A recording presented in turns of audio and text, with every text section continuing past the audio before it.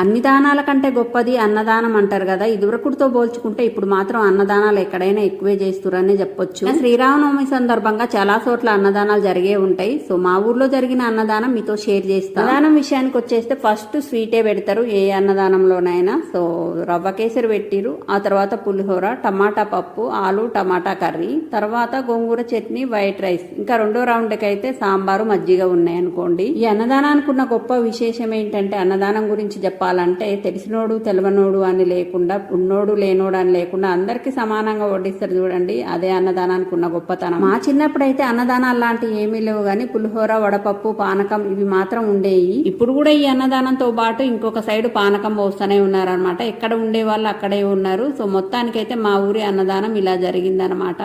అన్ని దానాల కంటే గొప్పది అన్నదానం అంటారు కదా. ఇదివరకుతో పోల్చుకుంటే ఇప్పుడు మాత్రం అన్నదానాలు ఎక్కడైనా ఎక్కువే చేస్తురనే చెప్పొచ్చు. శ్రీరామనవమి సందర్భంగా చాలా చోట్ల అన్నదానాలు జరిగే ఉంటాయి. సో మా ఊర్లో జరిగిన అన్నదానం మీతో షేర్ చేస్తాను. అన్నదానం విషయానికి వచ్చేస్తే ఫస్ట్ స్వీటే పెడతారు ఏ అన్నదానంలోనైనా. సో రవ్వ కేసరి పెట్టిరు, ఆ తర్వాత పులిహోర, టమాటా పప్పు, ఆలు టమాటా కర్రీ, తర్వాత గోంగూర చట్నీ, వైట్ రైస్, ఇంకా రెండో రౌండ్ కి అయితే సాంబారు మజ్జిగ ఉన్నాయి అనుకోండి. ఈ అన్నదానానికి ఉన్న గొప్ప విశేషం ఏంటంటే అన్నదానం గురించి చెప్పాలంటే తెలిసినోడు తెలవనోడు అని లేకుండా, ఉన్నోడు లేనోడు అని లేకుండా అందరికి సమానంగా వడ్డిస్తారు చూడండి. అదే అన్నదానానికి ఉన్న గొప్పతనం. మా చిన్నప్పుడైతే అన్నదానాలు లాంటివి ఏమీ లేవు గానీ పులిహోర, వడపప్పు, పానకం ఇవి మాత్రం ఉండేవి. ఇప్పుడు కూడా ఈ అన్నదానంతో పాటు ఇంకొక సైడ్ పానకం పోస్తూనే ఉన్నారనమాట. ఎక్కడ ఉండే వాళ్ళు అక్కడే ఉన్నారు. సో మొత్తానికైతే మా ఊరి అన్నదానం ఇలా జరిగిందనమాట.